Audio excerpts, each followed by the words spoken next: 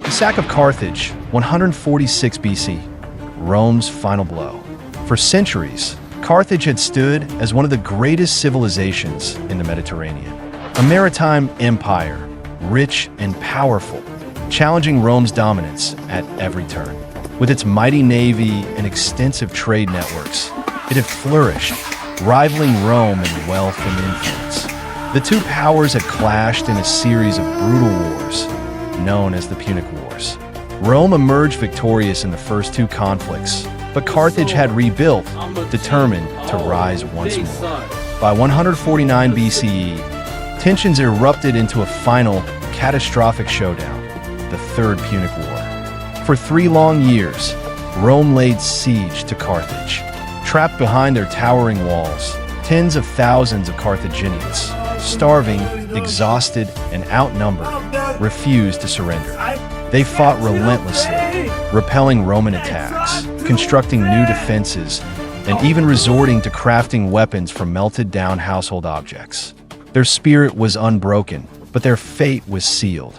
Rome had vowed that Carthage must be destroyed.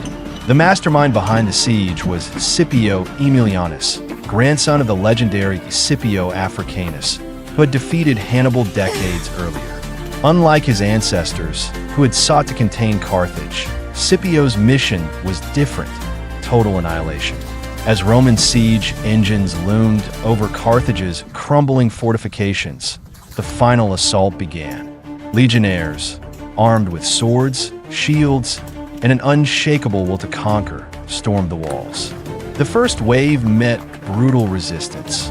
Carthaginian warriors, knowing death was inevitable, fought with everything they had. They rained down boiling oil and burning debris on the Roman soldiers, desperately trying to hold their city. Screams of agony filled the air as flames engulfed the battlements. But Carthage was fighting a war it could not win. Then a breach. Roman forces poured into the city like a tidal wave of steel and fire. What followed was a massacre. The streets of Carthage became rivers of blood as Roman soldiers cut down anyone who resisted. The city's grand avenues, once bustling with merchants, scholars, and traders, became battlegrounds. There was no mercy. Women, children, the elderly, none were spared. Desperation filled the air. Carthaginians fought back with kitchen knives, farming tools, even their bare hands.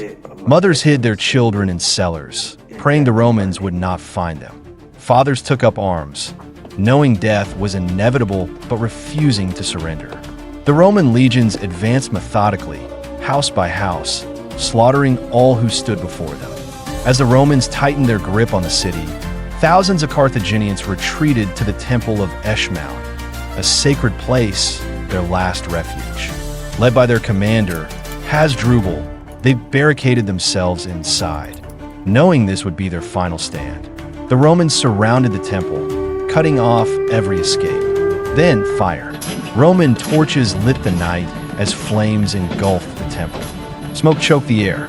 Cries of agony echoed through the city as Carthaginian warriors, refusing to be taken as slaves, threw themselves into the inferno. Their bodies burned, their spirits unbroken. In the end, only Hasdrubal remained.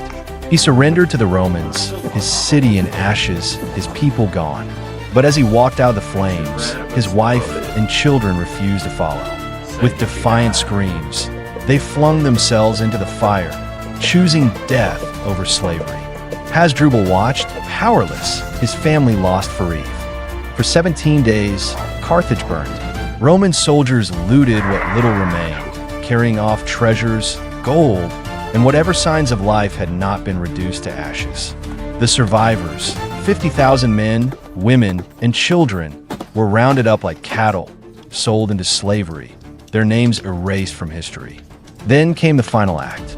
Rome ordered Carthage to be obliterated.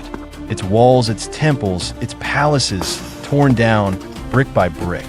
Some say the Romans salted the earth so that nothing would ever grow there again, a symbol of total annihilation. Whether that part is legend or truth, one thing remains undeniable. Carthage was gone.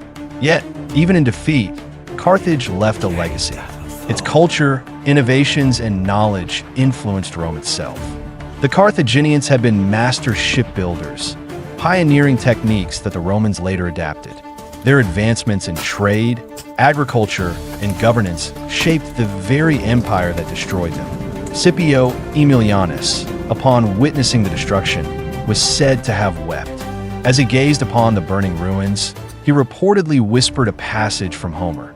"A day will come when sacred Troy shall perish, and Priam and his people shall be no more." He knew that Rome, too, would one day face its own downfall. No empire, no matter how mighty, lasts forever. With its destruction, Rome emerged as the supreme power of the Mediterranean. No rival remained to challenge its dominance. But history is not kind to those who believe themselves invincible. For even Rome, at the height of its power, would one day face the same fate. Cities rise, empires fall. Nothing lasts forever. Today, the ruins of Carthage still whisper their story, a story of resistance, of tragedy, of a civilization wiped from the face of the earth. A reminder that even the greatest powers are not immune to destruction. And so we ask, could any empire today face the same fate? Could history repeat itself? Let us know your thoughts in the comments. And if you enjoyed this journey through history, don't forget to like and subscribe for more epic tales of the past.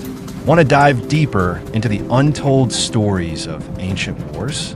Check out our other videos on the rise and fall of history's greatest civilizations. Hit that notification bell so you never miss an episode of the past brought back to life.